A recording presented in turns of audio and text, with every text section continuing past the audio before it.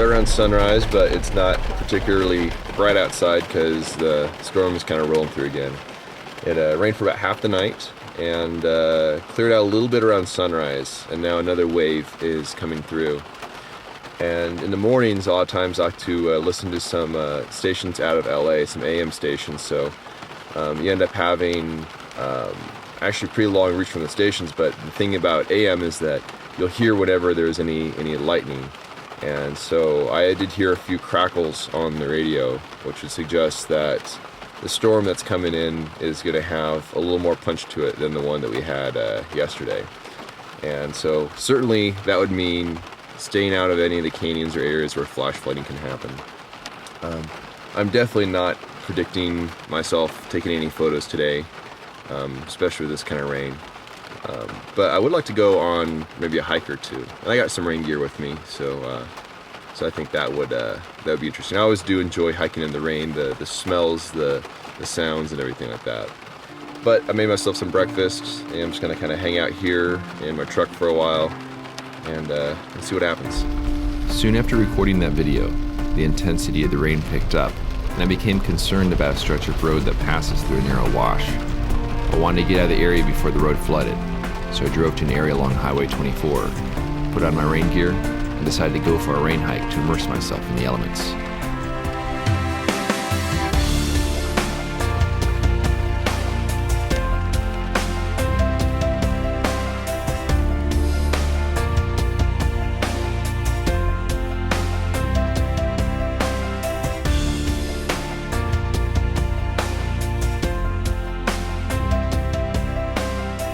Well, it's clearly springtime. You can tell based on the cold white rain that is falling at the moment. I gotta say, I did not predict this. I figured that I would be inside my truck all day long in the rain, driving around, maybe going for a rain hike, but instead I am foregoing a rain hike, going for a snow hike. Now it's slightly ironic because I went to Zion during the winter time, hoping to get some fresh snow. And during the fall, when I was in Zion, I had a little bit of snow, though I didn't know what to do with it. Now I'm in Capitol Reef, which is largely a foreign place for me. We got some snow falling. I have no clue what to do with it from a photographic standpoint. Though I will say that there are many trails that probably should be avoided in these conditions. I'm kind of on the sort of benchland area right now, but I could hear all around me when huge boulders are tearing free the cliffs and falling down. It sounds like thunder. It is insane. So I would not want to be anywhere near the base of a cliff with the freezing temperatures. I think the water is turning to ice and breaking some of those boulders free. So absolutely dangerous to be near the edges of cliffs at the moment. But I gotta come up with a plan. I've got no clue what to do other than to enjoy the snow, but I'm here for photography.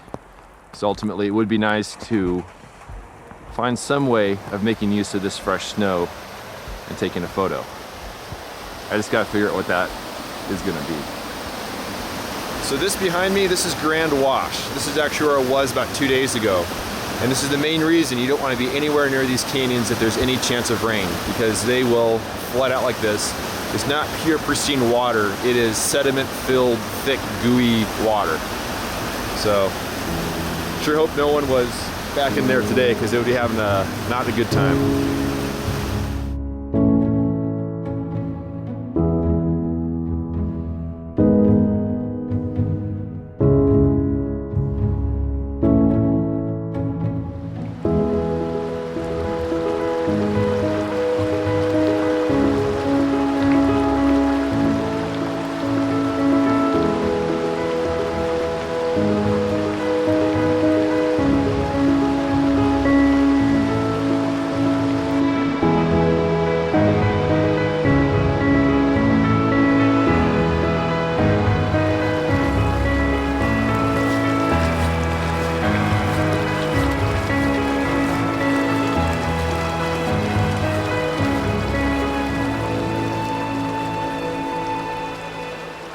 storm has broken, and I'm over in the Capitol Gorge area right now.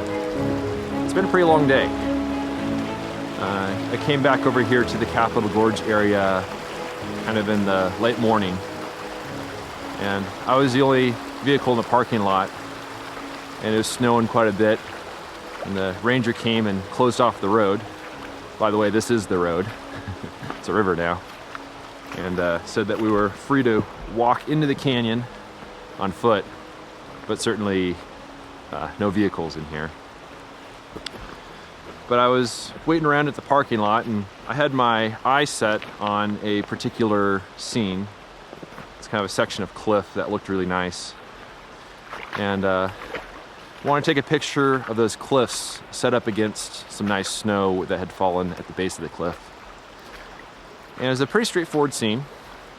I set up my 600mm lens, and was just kind of waiting for the snow and the rain to stop, and also to have a little bit of decent light on the scene. And I was fighting a couple things. Obviously the elements made it a little hard to work. But also my 600mm lens is on a Linhof board, and I hadn't used it yet on the adapter to Sinar, and the little latch that holds the lens onto the adapter board. Basically, it was restricting the aperture a little bit. So I had to take a spanner wrench and kind of adjust that. And by then, the light was getting a little stronger. And so I went ahead and made an exposure and thought, you know, one exposure is probably all I need for this scene. So I started packing things up, and when I took the lens off the camera, I noticed that the rear element was all fogged up. So I knew immediately that the exposure I made is gonna look pretty bad. So all I had to do is just make one more exposure. And by then, lots of people were starting to show up, and the parking lot was starting to become a zoo. And which is one of the reasons why I usually enjoy kind of being off the beaten path and finding my own subject and having time to kind of work with it. Because it's a lot to juggle as far as, you know, getting all the settings right and not having a fogged rear element and all that. And so I chatted with some people, which is fine. But also, by the time I was done, the sun was coming out and the light was gone. So I really didn't have an opportunity to take a second photo. And I was a little bit bummed by that, because it was a pretty cool scene. It was one of the scenes that doesn't last long, and I certainly had failed to make an exposure of it. But after that happened, I came over here to the gorge, just kind of walking along the chocolate milk stream here. And there's some beautiful waterfalls will come into view in a little bit as well. And it's just so nice being back in here. I mean, this is the area I'd, driven on this road countless times over the past few days. And now it's a completely different place. It's been a long day, that's for sure. I really would have loved to have gotten a photo today, but I guess it wasn't meant to be.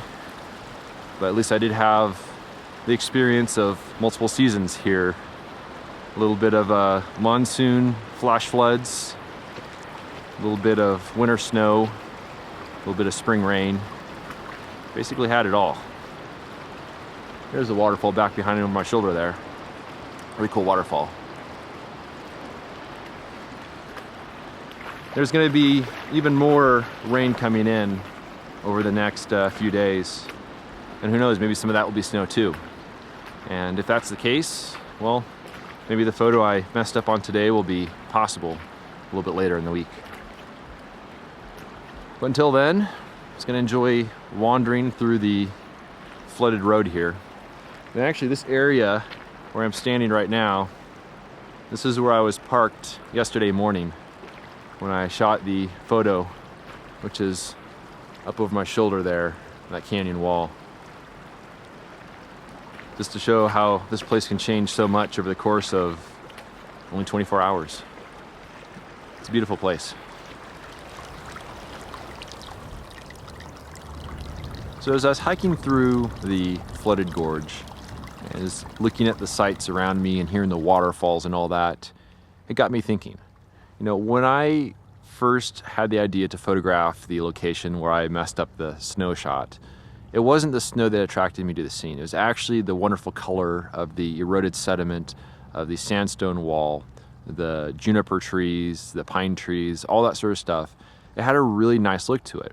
And I was so distracted by the snow that I kind of forgot that I actually wanted to shoot it without the snow. So after coming back from the gorge, I decided to set my camera up again. By then, the snow was entirely melted. But what happened is that all the melting snow and the rain, it made the color stand out so much more than before. So the kind of purples of the sediment was a little bit of a deeper purple, and the sandstone is a little bit of a deeper color as well. And so I think that might make for a pretty decent photo. So I went ahead and exposed a total of 3 sheets of film. I exposed 2 vertical compositions of the scene, and then I did a 3rd vertical composition, all the exact same composition, but this time with a polarizer, because it had a little bit more color as pulling out of the cliffs.